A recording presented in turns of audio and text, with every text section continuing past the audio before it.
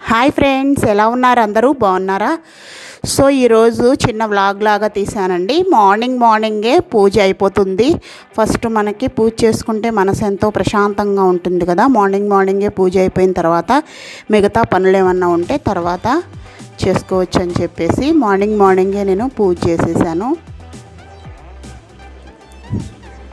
తర్వాత మనకిప్పుడు mango season కదా, సో మంచిగా దొరుకుతున్నాయి.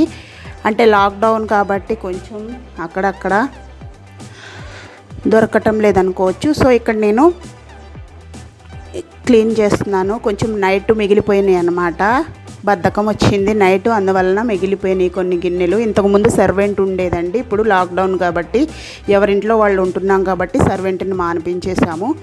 ఇక్కడ చూడండి, ఆశీర్వాద్ గోధుమ పిండి ప్యాకెట్ అయిపోతే మనం వేస్ట్ చేసుకుండా పైన ఓపెన్ చేసుకుని ఏమన్నా డస్ట్ ఉంటే చెత్త ఏమన్నా ఉంటే అందులో వేసేసుకోవచ్చు. సో ఇక్కడ నేను నా బ్రేక్ఫాస్ట్ని చేసుకుంటున్నాను. మార్నింగ్ 9కే బ్రేక్ఫాస్ట్ రెడీ చేసేస్తున్నాను. ఇక్కడ బ్రేక్ఫాస్ట్ వచ్చేసరికి పెసరట్టు, దాంట్లోకి సాల్ట్ని అలాగే జీలకర్రని యాడ్ చేస్తున్నాను. రుబ్బేటప్పుడే పెసరపప్పుతో పాటు అల్లం అలాగే పచ్చిమిర్చిని యాడ్ చేసి మిక్సీ పట్టేసుకున్నాము. ఇప్పుడు మనం వేసుకునే ముందు కొంచెం సాల్ట్ని అలాగే కొంచెం వాటర్ని జీలకర్రని యాడ్ చేసుకుని మనకి దోశ కన్సిస్టెన్సీ వచ్చే వరకు చక్కగా కలుపుకోవాలి. యాక్చువల్లీ పెసరట్టు అలాగే ఉప్మా అయితే చాలా టేస్టీగా ఉంటుంది, కానీ నేను ఇక్కడ ఉప్మా చేయలేదండి. ఎందుకంటే 2 డేస్ నుంచి ఉప్మానే చేస్తున్నాను కాబట్టి ఈ రోజున ఉప్మా చేయకుండా ఓన్లీ పెసరట్టు మాత్రమే చేశాను. పెసరట్టు ఉప్మా కాంబినేషన్ బాగుంటుంది కదా. మీలో ఎంతమందికి ఇష్టం నా కామెంట్ సెక్షన్లో కామెంట్ చేయండి. సో ఈ వ్లాగ్ని చివరి వరకు చూడండి. ఎవరైనా కొత్తగా చూస్తున్నట్లయితే మా ఛానల్ని ప్లీజ్ సబ్స్క్రైబ్ అవ్వండి. అలాగే మీ ఫ్రెండ్స్కి మీ రిలేటివ్స్కి షేర్ చేయండి. సో మనకి లాక్డౌన్ కాబట్టి బయట హోటల్స్ కూడా ఏమీ ఉండవు. హోటల్లో లాగా క్రిస్పీగా మనకి ఇక్కడ పెసరట్టు రెడీ చేసుకోవచ్చు. కొంచెం హీట్ అయింది, దానిపైన ఆయిల్ని యాడ్ చేస్తున్నాను. లాస్ట్ వరకు చూడండి. ఇక్కడ నేను చిన్న వెరైటీ చేశాను అనమాట. సో దోశ ఒక సైడ్ అంతా కాలిన తర్వాత మనం ఆనియన్స్ని సన్నగా కట్ చేసి పెట్టుకున్నటువంటి ఆనియన్స్ని యాడ్ చేసుకుంటున్నాము. సో చక్కగా చాలా క్రిస్పీగా రెడ్డిష్గా వచ్చింది కదా. సో దీని కాంబినేషను అల్లం పచ్చడి అయితే బాగుంటుంది. సో నేను ఇక్కడ డాల్గోనా కాఫీ అనేది ట్రెండింగ్లో ఉంది కదా, సో అందువలన నేను డాల్గోనా కేక్ని ప్రిపేర్ చేస్తున్నాను. ఎలా చేశాననేది మీరు కామెంట్ సెక్షన్లో కామెంట్ చేయండి. ఇక్కడ నేను చిన్న కేక్ టిన్ తీసుకుని దాంట్లోకి ఆయిల్ అప్లై చేసుకుని అలాగే ఫ్లవర్ని చక్కగా డస్ట్ చేసుకున్నాను, కింద ఏమీ అంటుకోకుండా ఈజీగా వచ్చేస్తుందని చెప్పేసి. సో నేను ఇక్కడ మీకు హ్యాండ్ బ్లెండర్స్ అలాగే ఎలక్ట్రిక్ బ్లెండర్స్ ఉన్నా పర్లేదు, లేదంటే మిక్సీలో అయినా సరే యాడ్ చేసుకోవచ్చు. నేను ఇక్కడ ఒక టేబుల్ స్పూను కాఫీ పౌడర్ని ఏదైనా తీసుకోవచ్చు, ఇన్స్టెంట్ కాఫీ పౌడర్ని యాడ్ చేశాను. అలాగే 3 టేబుల్ స్పూన్స్ షుగర్ని కూడా యాడ్ చేసుకుంటున్నాను. కొంచెం వాటర్ని యాడ్ చేసుకుని చక్కగా మనకి కన్సిస్టెన్సీ వచ్చేలాగా డాల్గోనా కన్సిస్టెన్సీ వచ్చేలాగా మనం ప్రిపేర్ చేసుకోవాలి. డాల్గోనా కాఫీ అనేది ఇప్పుడు ట్రెండింగ్లో ఉంది కదండి, అందువల్ల నేను ఇక్కడ కేక్ని తయారు చేశాను. అసలు ఎలా వచ్చిందో మీరు కామెంట్ సెక్షన్లో కామెంట్ చేయండి. మనం మిక్సీ పట్టుకుంటున్నాము. ఈలోగా మనకు ఇక్కడ ఒక ఎగ్ని యాడ్ చేస్తున్నాను.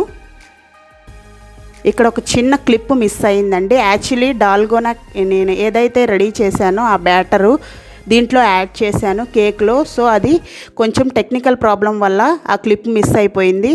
సో ఇక్కడ నేను పౌడర్ షుగర్ని యాడ్ చేసుకుంటున్నాను.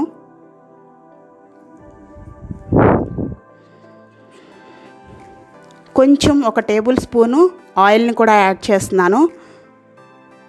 నేను డాల్గోనా కాఫీని కూడా తయారు చేశానండి. అది మీకు కావాలంటే డిస్క్రిప్షన్లో లింక్ ఇస్తాను, అది కూడా చెక్ చేసుకోవచ్చు ఒకసారి ఎలా చేశాననేది. కొంచెం ఎసెన్స్ని యాడ్ చేస్తున్నాము. ఎగ్ ఎసెన్స్, కొంచెం ఆయిల్ అలాగే పౌడర్ షుగర్ని యాడ్ చేసుకుని మొత్తం మిక్స్ చేసుకోవాలి.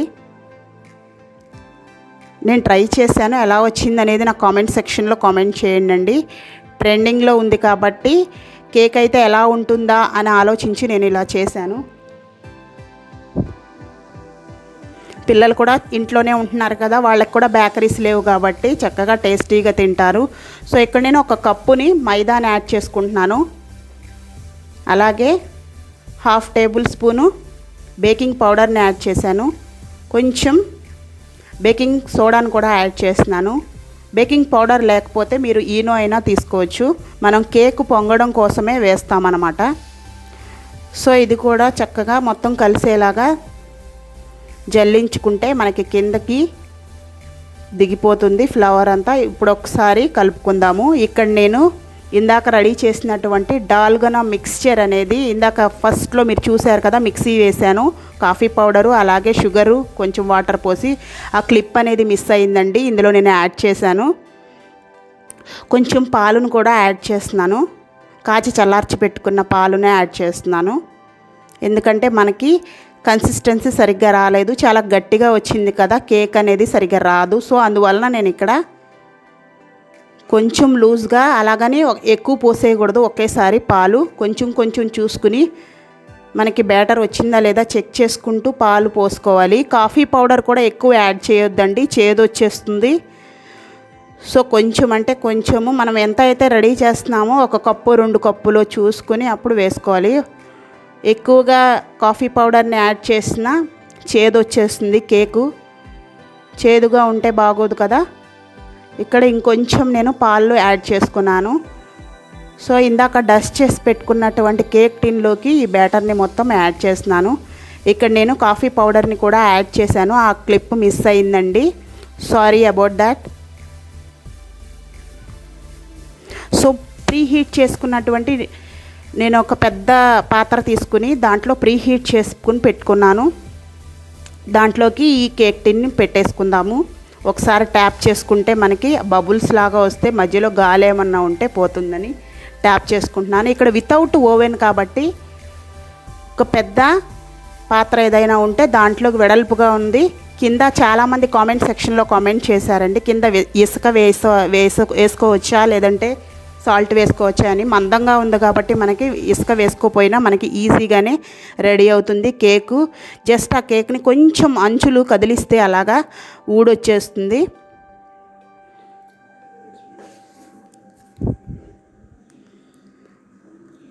మొత్తం ఊడొచ్చేస్తుంది అంచులు చక్కగా.